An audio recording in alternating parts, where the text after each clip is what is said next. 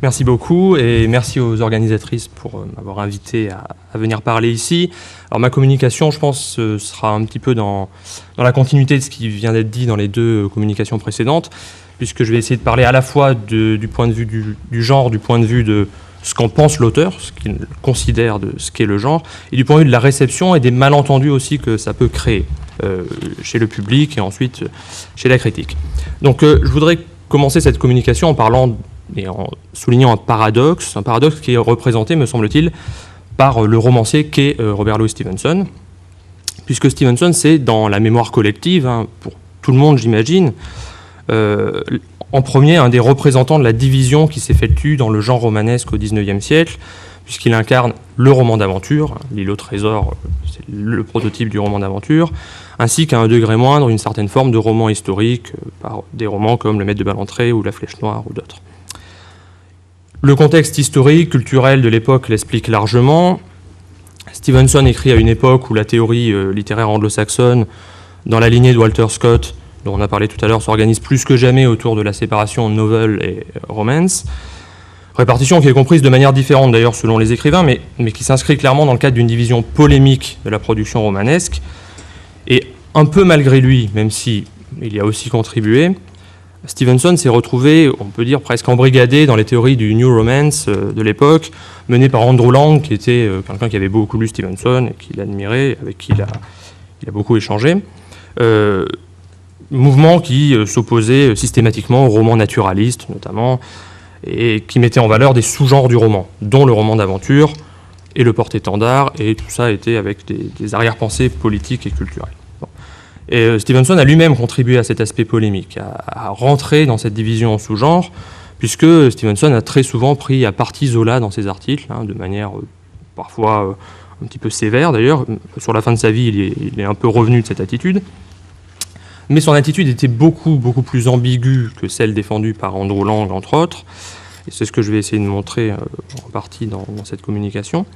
Quoi qu'il en soit, cette opposition-là classe irrémédiablement Stevenson d'un des côtés de l'axe qui traverse le continent romanesque à l'époque, du côté du romance, ce qui veut dire aussi du côté, en partie, de la littérature populaire, opposée donc, sous-entendu, à la littérature sérieuse, et du côté de la littérature anti-réaliste.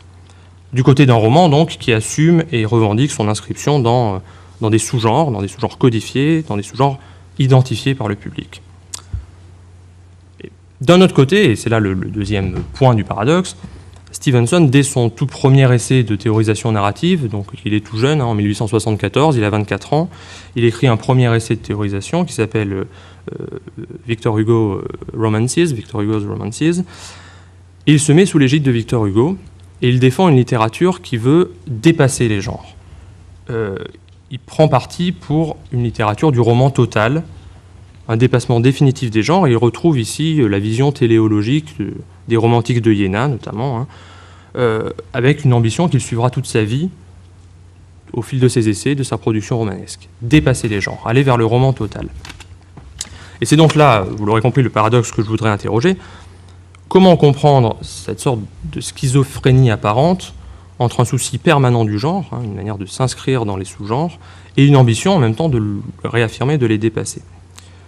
Il me semble que dire que Stevenson est injustement relégué dans le domaine de la littérature populaire, qu'il est en fait un auteur sérieux, un auteur ambitieux, c'est un peu insuffisant comme argument. De dire, non, en fait, on s'est trompé, c'est un auteur sérieux, pas un auteur populaire, parce que sa défense des sous-genres est vraiment sincère, et il pensait vraiment s'adresser à un public populaire aussi.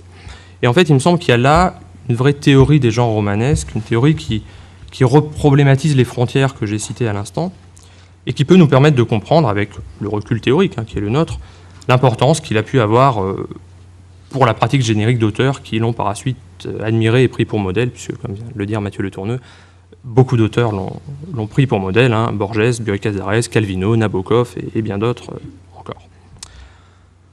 Alors je voudrais commencer, continuer cette interrogation de ce paradoxe, par une première partie qui est une partie où je voudrais rappeler très rapidement la manière dont Stevenson comprend ce qu'est un genre romanesque et la manière dont sa pratique romanesque doit nécessairement se situer dans le cadre de conventions très claires et de pactes avec le lecteur.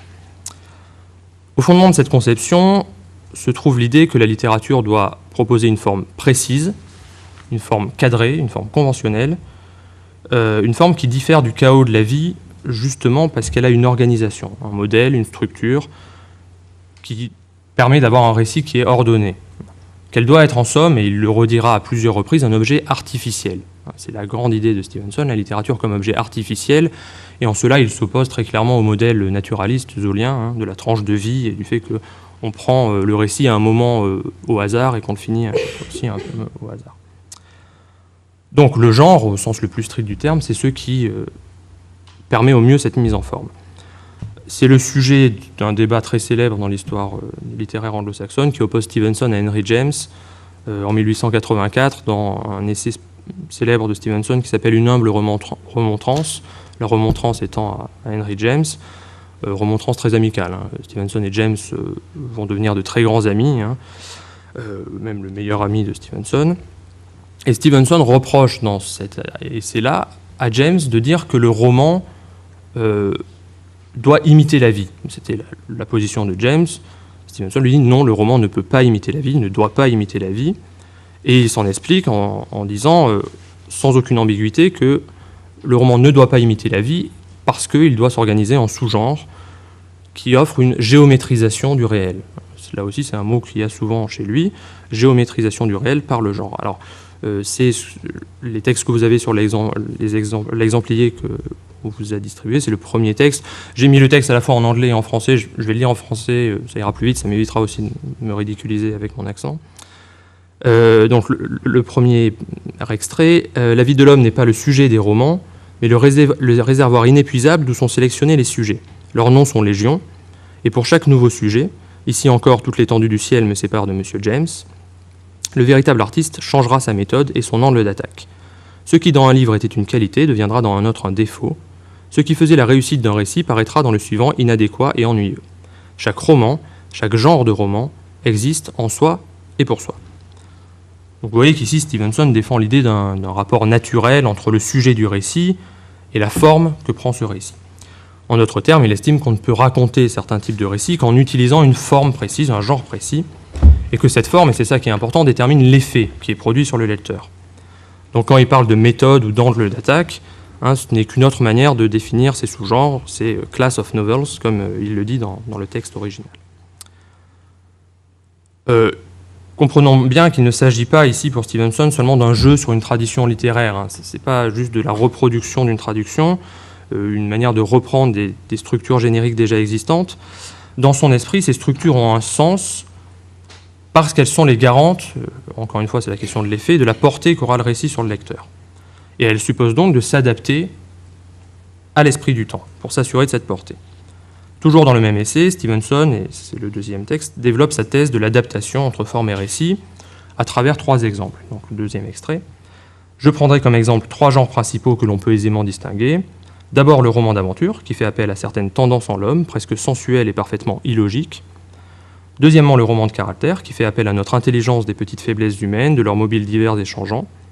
Et troisièmement, le roman dramatique, qui traite de la même manière que le théâtre sérieux et fait appel à nos émotions et à notre jugement moral.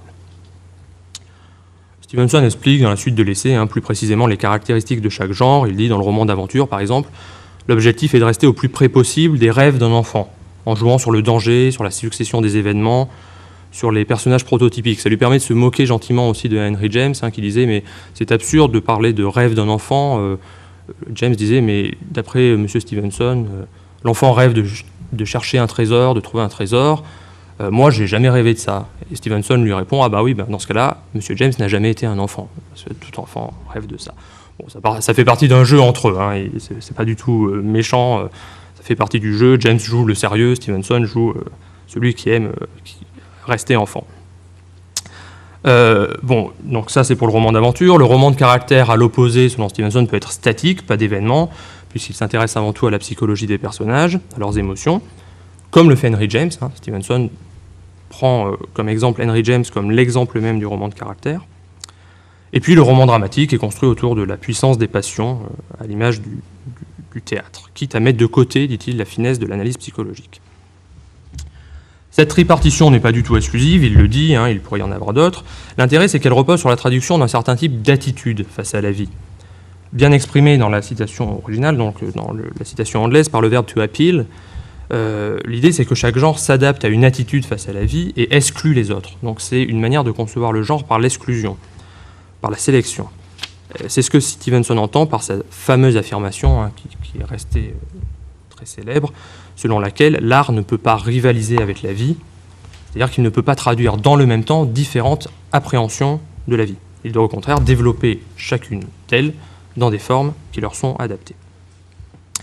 On voit donc, je passe un peu rapidement sur cette définition générique, mais on voit donc que chez lui, la définition du genre ne prend pas forcément la forme d'une définition historique, d'une réflexion historique sur la généalogie des formes littéraires, mais plutôt comme une façon de créer une sorte de nomenclature des rapports au monde, en postulant un lien logique et réciproque entre cette attitude et la structure qui en émane. D'où une production romanesque, la sienne, qui va jouer sur la variété des sous-genres, le roman d'aventure et ses déclinaisons, roman de pirates comme L'île au trésor, roman maritime, roman d'initiation comme Enlevé par exemple, le roman historique, le récit fantastique, etc. La conclusion donnée par Stevenson dans Une humble remontrance est très claire. C'est la troisième citation. Il finit son essai en donnant des conseils au jeune écrivain, lui-même à l'époque n'a que 33 ans, mais bon, malgré tout.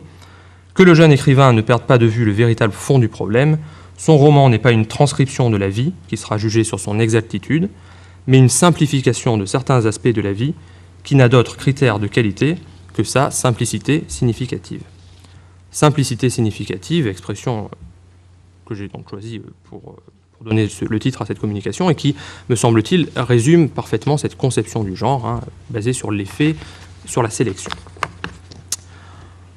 Ça m'amène à ma deuxième partie ici, qui est aussi le deuxième pan du paradoxe que j'ai développé en introduction, l'idée que, en même temps, à côté de cette conception du genre, il y a l'idée du dépassement permanent de ces genres et de ces sous-genres. L'approche que je viens de faire ne laisse aucun doute sur l'importance que Stevenson donne à la classification générique. Le danger, à mon sens, c'est d'en rester là et de considérer que, du coup, sa production romanesque se situe exclusivement dans ce cadre-là, qu'il la ferait échapper au domaine de la paralittérature par la qualité de son style, par sa capacité à jouer sur les conventions, mais que, fondamentalement, il n'y échapperait jamais.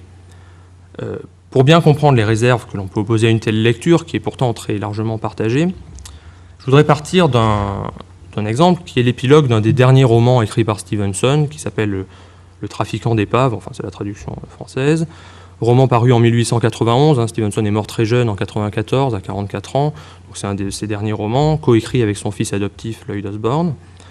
Roman assez curieux, pas forcément le plus connu, loin de là, mélange de romans policiers et de romans d'aventure, dont Borges disait que c'était peut-être son roman préféré de Stevenson. Roman qui est centré autour de la quête d'une épave. On reste aussi dans le cadre de l'aventure maritime, une épave mystérieuse qui est censée avoir une valeur inestimable, mais on ne comprend pas pendant tout le roman pourquoi, donc c'est pour ça qu'il y a quelque chose du policier aussi là-dedans. Donc ce mystère se développe, ce récit policier se développe, et dans l'épilogue, une fois que tout cela est résolu, Stevenson, comme il le fait souvent, intervient soudain dans le récit pour expliquer l'origine du récit. Et il le fait sous la forme d'une lettre à un ami qui s'appelle Willow, enfin peu importe, une lettre dans laquelle il explique avoir rencontré le personnage principal du roman, donc on est sous la forme très classique du faux témoignage. Il dit « J'ai rencontré Dodd, le personnage principal du roman, je me suis engagé à écrire son histoire ». Et à ce moment-là, il digresse sur la méthode qu'il a employée pour écrire ce roman. Il me semble que ce qu'il dit là est très intéressant, et c'est la 4e citation de l'exemplier. Depuis longtemps, dit-il, nous étions à la fois attirés et repoussés, donc le nous s'explique par le fait qu'il l'a écrit avec l'aide de son fils adoptif, nous étions à la fois attirés et repoussés par cette forme très moderne qu'est le roman policier, ou roman à mystère, qui consiste à commencer l'histoire à n'importe quel endroit, sauf au commencement, et à la finir à n'importe quel endroit, sauf à la fin. Nous étions attirés par l'intérêt tout particulier que cela présente lorsque l'œuvre est achevée, et les difficultés particulières qui accompagnent son élaboration. Nous étions repoussés par cette insincérité apparente et ce ton superficiel qui semble en être l'inévitable inconvénient, car l'esprit du lecteur, qui s'applique continuellement à repérer des indices, n'a pas une impression de réalité ou de vie, mais plutôt celle d'un mécanisme étouffant et compliqué. Et le livre reste envoûtant, mais dépourvu de signification, comme une partie d'échecs, mais non comme une œuvre d'art produite par un être humain. Apparemment, la cause de ce phénomène était peut-être en partie la brusquerie du début. Mais si l'on approchait progressivement du récit, si certains personnages étaient présentés d'avance, en quelque sorte, et si le livre commençait sur le ton d'un roman décrivant les mœurs, évoquant des expériences personnelles mais traité succinctement, ce défaut pourrait être un peu corrigé, et notre mystère pourrait sembler inhérent à la vie. On pourrait être surpris par ce texte-là, par cette définition quand même assez négative du roman policier, ce qui semble être contradictoire avec tout ce que je vous ai dit avant sur la manière dont il s'inscrit dans les sous-genres et dont il considère que la littérature ne peut marcher que comme ça. Ici, le roman policier est dit comme étant un mécanisme étouffant et compliqué, dépourvu de signification, ce qui va complètement à l'encontre de l'idée de la simplicité significative. En fait, il y a là une logique de la pensée de Stevenson, qui fait que ce curieux épilogue que j'utilise comme exemple ne peut se comprendre que par un petit détour théorique, et je reviens juste après à l'épilogue pour mieux le comprendre, permettant de comprendre ce paradoxe apparent. Stevenson, en effet, dans plusieurs essais, oppose écriture narrative et écriture dramatique. L'écriture narrative, c'est celle qui est centrée sur les événements, l'écriture dramatique sur les personnages. Ce qui, déjà, en soi, est un paradoxe de la manière de concevoir le dramatique. Sa préférence, vous vous en doutez, va à la première, exactement dans la lignée de ce que privilégie le romance, les événements, l'aventure. Or, et c'est là la complexité de la pensée de Stevenson, parfois un peu trop vite oubliée, c'est que l'écriture narrative n'est jamais considérée chez lui comme devant être la seule employée par l'écrivain. La thèse de Stevenson repose en fait sur une synthèse. Comme le montre très clairement la lecture d'un autre essai célèbre, À bâton rompu sur le roman, où Stevenson, après avoir chanté les louanges du romance, qui est fondé sur l'événement, affirme le besoin de synthèse, c'est-à-dire que le sous-genre ne suffit pas, le genre ne suffit pas. C'est la cinquième et dernière citation de l'exemplier. Dans les plus hautes réalisations de l'art des mots, l'élément dramatique et les notations picturales, l'intérêt moral et romanesque s'élèvent et retombent de concert, selon une loi organique commune. La situation est mue par les passions s'enveloppent dans la situation, aucune n'existe pour elle-même, chacune est indissolublement liée à l'autre. C'est cela, le grand art. Et non seulement le plus grand art possible avec des mots, mais le plus grand de tous, puisqu'il associe la plus grande masse et la plus grande diversité des éléments de vérité et de plaisir. Ainsi sont les épopées et les rares récits en prose qui possèdent cette dimension épique. On voit réapparaître dans ce texte-là l'opposition entre écriture narrative et écriture dramatique, écriture narrative qui est glosée par les notations picturales, la situation, le plaisir, l'écriture dramatique qui au contraire est glosée par intérêt moral, élément dramatique, élément de vérité. Et Stevenson ici ne définit plus les deux pôles pour les dissocier, mais pour mettre en valeur la nécessité de leur mélange indissociable pour créer une grande œuvre. Et c'est ça son objectif pendant toute sa carrière, créer une grande œuvre qui sera une œuvre épique. Il y a le mot à la fin de la citation. Et donc, en contrepoint de la majorité de la littérature moderne, dans laquelle il regrette le manque d'événements, Stevenson cite plusieurs œuvres qui, elles, sont des œuvres qui appartiennent au romance, qui vont vers l'événement, qui vont vers le sous-genre très défini, mais qui, dit-il, ne sont pas des grandes œuvres parce qu'elles manquent de dramatique, elles manquent de morale, et c'est intéressant de voir qu'il cite pour cela Walter Scott et Alexandre Dumas. Il dit Walter Scott et Alexandre Dumas sont des grands écrivains du narratif, mais ce ne sont pas des grands écrivains tout court, parce qu'il manque l'intérêt dramatique chez eux. Autrement dit, l'ambition de Stevenson, c'est bien de créer une trame événementielle, répondant au désir inconscient du lecteur, une trame événementielle qui repose sur le sous-genre, mais aussi d'habiter cette trame par des personnages qui font naître une réflexion morale qui a un caractère de vérité. Et donc, quand il dit morale, il veut dire une profondeur universelle dans la complexité des sentiments qu'elle propose. Ce n'est pas moral au sens moralisateur du terme, c'est moral au sens de la profondeur de la vérité. Du coup, je reviens à mon épilogue du trafiquant d'épaves, épilogue qui suit exactement cette logique. Lorsque Stevenson reproche au roman policier le fait que ce soit un mécanisme étouffant, à l'insincérité apparente, au ton superficiel, qui est insignifiant, il ne fait que reprendre les remarques qu'il fait dans À bâton rompu sur le roman, sur les récits purement événementiels, sauf que là il est un peu plus sévère. Le roman policier ne ressemble pas, comme il le dit, à une œuvre d'art produite par un être humain, parce qu'il lui manque cette dimension dramatique. Parce qu'il reste dans le sous-genre et il ne travaille pas en profondeur, il reste en surface. l'événementiel seul, le sous-genre seul, s'éloigne de la vie. Elle donne une forme auquel, on peut dire, aucun contenu ne correspond. A l'inverse, on l'aura compris, du dramatique qui lui donne un contenu sans forme. Donc aucun des deux ne fonctionne, il faut la synthèse.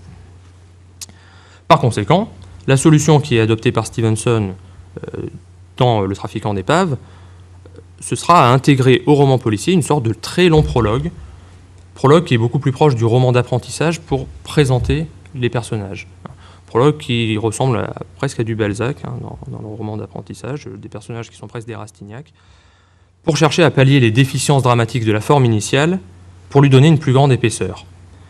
Les personnages ont désormais un passé, une personnalité, une vérité, pour reprendre le terme de Stevenson, et donc le roman peut échapper à cette apparence de froideur intellectuelle que peut avoir le sous-genre, qu'il aurait eu s'il était resté enfermé dans ce genre initial.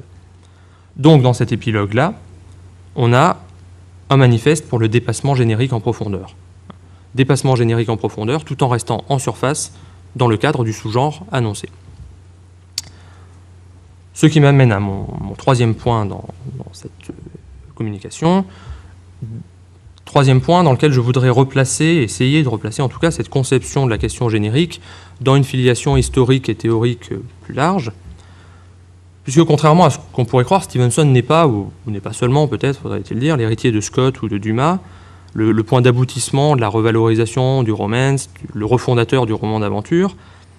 Son objectif, ce n'est pas seulement, et c'est même peut-être pas du tout de s'inscrire dans une telle filiation générique, mais bien de la dépasser en utilisant les formes créées par Dumas et Scott dans un autre but. Conserver les structures, leur donner un contenu qui, lui, penche plutôt du côté de ces autres modèles. Et ces autres modèles, de manière surprenante, c'est Montaigne, c'est Marc Aurèle, c'est Shakespeare, c'est des auteurs, des écrivains qui sont des moralistes au sens le plus profond du terme. Que Stevenson d'ailleurs cite dans l'épilogue du trafiquant d'épaves Dickens comme modèle, le mystère d'Edwin Drood notamment comme modèle, est une assez bonne indication de cette ambition d'être un peu entre les deux, de déborder les frontières du romanesque.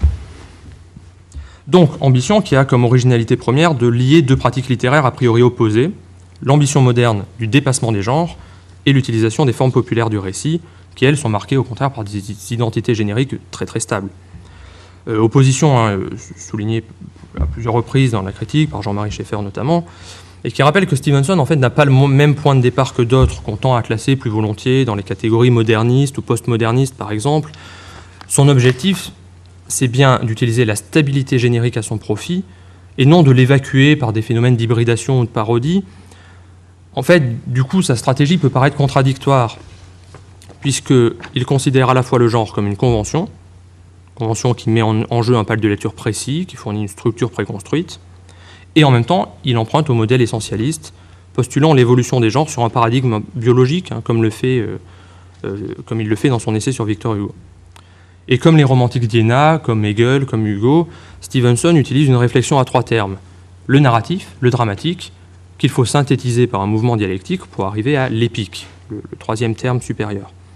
Néanmoins, contrairement à une grande partie de ces théories qui sont nées de l'idéalisme allemand, entre autres, il ne fait pas reposer sa réflexion sur un dépassement des formes anciennes, un dépassement dans le temps. Il ne voit pas le futur comme le dépassement du passé. Il a une conception assez ambiguë par rapport aux théories de l'évolution, par rapport au progrès. Puisque si l'épique est bien conçu chez lui comme un dépassement, comme une synthèse du dramatique et du romanesque, c'est bien parce qu'il considère qu'à l'époque moderne, les deux pôles ont tendance à se séparer, alors que dans le passé, elles étaient ensemble. Et donc il va falloir les réunir à nouveau. Et en fait, il reprend de ce fait l'idée de l'unité épique de l'Antiquité, mais ne dit pas que ça disparaît pour autant. Le but de la littérature, ça doit être de revenir à l'unité du narratif, du dramatique, non pas par le procédé de réécriture de l'histoire, mais par son adaptation au temps présent, et c'est ça qui est central. À l'image de ce qu'étaient capables de faire les auteurs de l'Antiquité, en choisissant notamment la tragédie, puisque c'est un de ses modèles, l'écrivain moderne doit choisir des genres dont l'impact soit le plus universel possible, qui parlent à une communauté. Et c'est pour ça qu'il va choisir, non pas de passer par le roman total où les genres disparaissent, mais de revenir à la théorie générique, et à la théorie générique très close, les formes romanesques dont on a parlé dans la première partie.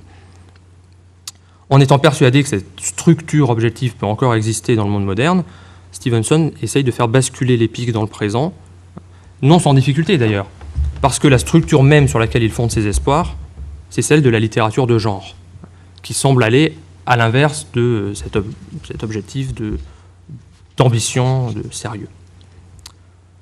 Ce détour par les théories de l'épique, ce détour très rapide sur lequel il faudrait insister plus, mais bon, le temps manque, permet donc de voir sous un autre jour l'apparente contradiction des pratiques génériques que j'ai notées au début de cette communication.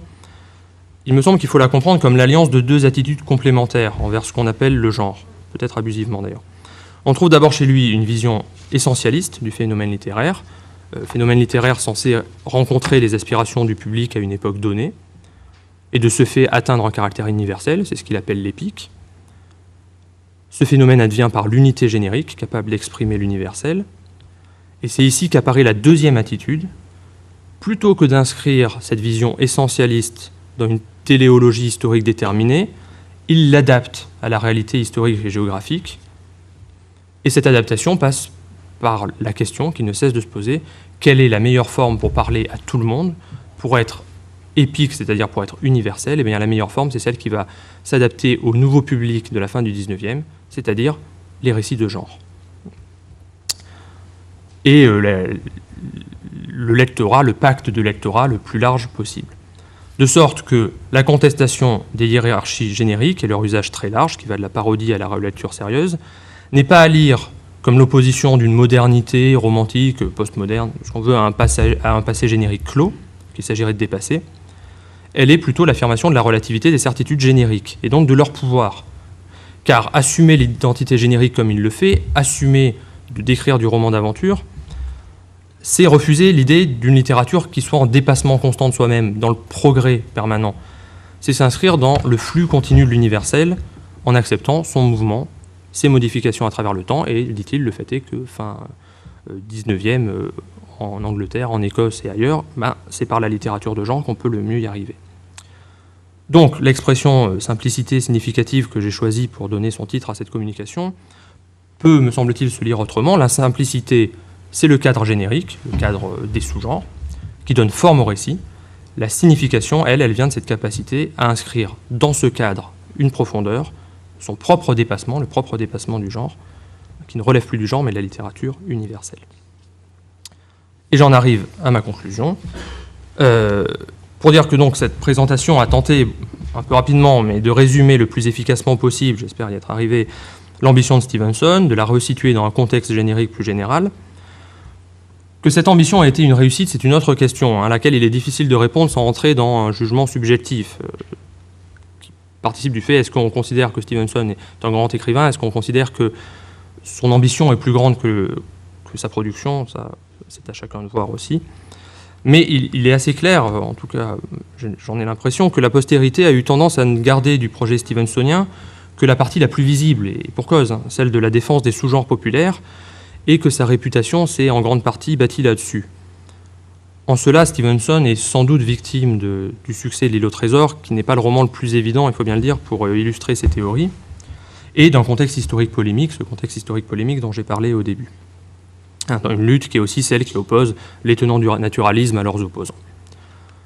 Donc l'histoire de la réception de l'œuvre de Stevenson, et je finirai là-dessus, illustre bien, me semble-t-il, l'influence immense de la question générique sur l'interprétation d'une production romanesque, sur l'interprétation qu'on en fait, la manière dont on le reçoit, et sur les malentendus que cela peut créer aussi.